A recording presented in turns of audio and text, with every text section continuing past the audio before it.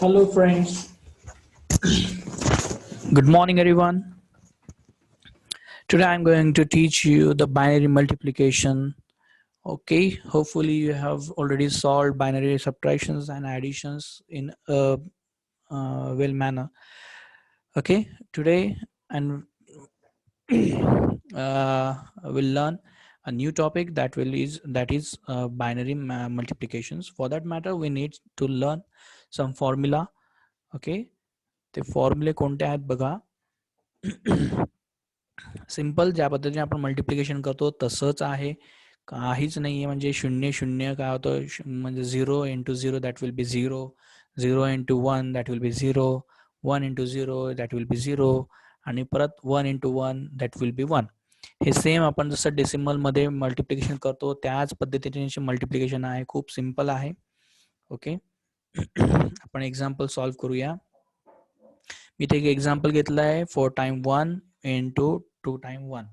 ठीक आहे, ह्यांना काय करायचं, आपल्याला मल्टिप्लाय करायचं आहे. बघा मल्टिप्लिकेशन कसं करणार आहोत. ज्यावेळी आता जसं आपण प्रत्येकाला एक एक इंडिव्हिज्युअल नंबरने प्रत्येकाला मल्टिप्लाय करतो, सेम वेने पण आपल्याला इथे मल्टिप्लाय करायचं आहे.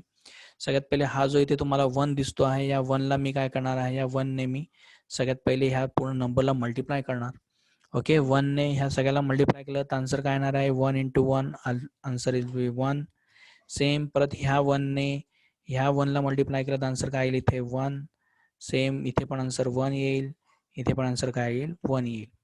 ज्या पद्धतीने आपण इथे एक जागा सोडून देतो, तिथे एक तर 0 लिहितो किंवा काहीतरी मल्टिप्लायचं साईन करतो, तसंच आपण इथे एक तर ते 0 लिहूया, नाही तर मग एक क्रॉस साईन करू शकतो.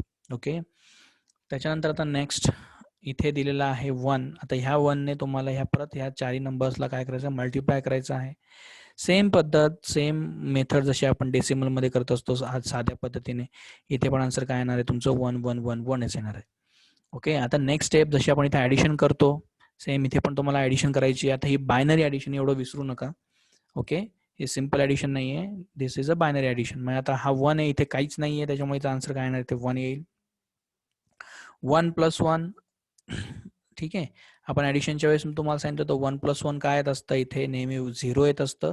आणि इथे काय येतो, याचा सगळ्यात वरती इथे कॅरी जो येतो तो काय येत असतो, 1 येत असतो. ओके, मग आता हा कॅरी आणि हा 1, 1 प्लस 1 काय येणार, 0 येणार की. ठीक आहे, आणि इथं काय येणार, कॅरी 1 येणार. ओके, हे 1 प्लस 1 0 आलं, कॅरी 1 आलं, पण 0 प्लस 1 ऑलवेज काय येणार आन्सर इथे 1 येणार.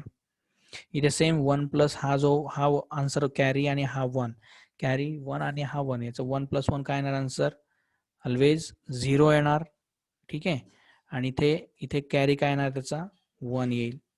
ओके, हा 0 प्लस 1 इथे जे आन्सर आले 0 प्लस 1 आन्सर काय येणार इथे 1 येईल. इथे काय असेल, हे 1 आणि हा 1, 1 प्लस 1 आन्सर काय येत असतं 0, कॅरी काय येतं 1, आणि इकडे लास्टला काहीच नाही म्हटल्यानंतर इथं काय येणार 1. म्हणजे फायनली तुमचा आन्सर काय येईल 1 0 1 1 0 1. सिम्पल आहे. आपण ऑलरेडी ॲडिशन कशी करायची ते आपण बायनरीमध्ये शिकलो आहोत. इथेच मल्टिप्लिकेशन कसं करायचं ते शिकतो आहोत आपण. इथे आपण ह्या पहिले 1ने ह्या सगळ्या नंबरला काय केलं आहे, आपण पहिले मल्टिप्लाय केलं आहे. 1ने कोणत्याही नंबरला मल्टिप्लाय केलं तर आन्सर काय येतं तेच येत असतं, तर तेच आन्सर आलेलं आहे. सेम खाली पण हा 1 आहे, दुसरा 1, त्या दुसऱ्या 1ने पण त्याला मल्टिप्लाय केलं आपण इथे. फक्त एक गोष्ट लक्षात ठेवा, इथे एक स्पेस इथे वॅकेंट सोडावी लागते, रिकामी सोडावी लागते, ती आपण इथे सोडलेली आहे. ओके, होपफुली तुम्हाला हे एक्झाम्पल मल्टिप्लिकेशनचं समजलं असेल. नेक्स्ट एक्झाम्पल बघूया. इथे सेम 1 0 1 0 घेतला आणि त्याला 1 0ने मी काय करतोय, मल्टिप्लाय करतो आहे. आता इथे 0 आलेला आहे, 0ने परत या सगळ्यांना मल्टिप्लाय करायचं म्हटलं की 0ने कोणालाही मल्टिप्लाय केलं तर आन्सर काय येणार आहे, आपलं 0च येणार आहे. म्हणजे 4 टाइम इथे काय आलं 0 आलं. आणि 1ने मल्टिप्लाय करायचं म्हटलं तर आन्सर काय येणार तेच येणार. इथले फक्त एक जागा जी आहे ती आपण काय करणार आहोत, वॅकेंट सोडणार आहोत, आणि इथे बाकीचा नंबर सेम तसंच लिहिणार. इथे आपण 0, इथे 1, इथे 0, आणि इथे काय आलं 1. आणि नेक्स्ट स्टेप आपण ॲडिशन करणार आहोत. ॲडिशन सिम्पलच आहे. 0 इथे काही नाही म्हटलं तर 0 येणार, इथे पण 0 येणार, इथे 1 0 1 इथे येईल 1, 0 0 इथे येईल 0, आणि इथे येईल 1. ओके, तुमचं हे फायनल आन्सर मल्टिप्लिकेशनचं इथे आलेलं आहे. होपफुली तुम्हाला हे मल्टिप्लिकेशन समजलं असेल. हे तुम्हाला होमवर्कसाठी मी ट्युटोरियलसाठी काही क्वेश्चन्स दिलेले आहेत. हे क्वेश्चन्स तुम्हाला काय करायचे ट्युटोरियल बुकमध्ये म्हणजेच तुमचं जे रजिस्टर आहे त्या रजिस्टरमध्ये याला व्यवस्थित सॉल्व्ह करा. ओके, काही क्वेरीज असतील कमेंट सेक्शनमध्ये टाईप करा, किंवा मग व्हॉट्सअप आपण ग्रुप बनवलेला आहे त्या ग्रुपमध्ये मला क्वेरीज तुम्ही विचारल्या तरी चालेल, आपण त्याच्यावर मग डिस्कस करू शकू. Okay, have a nice day.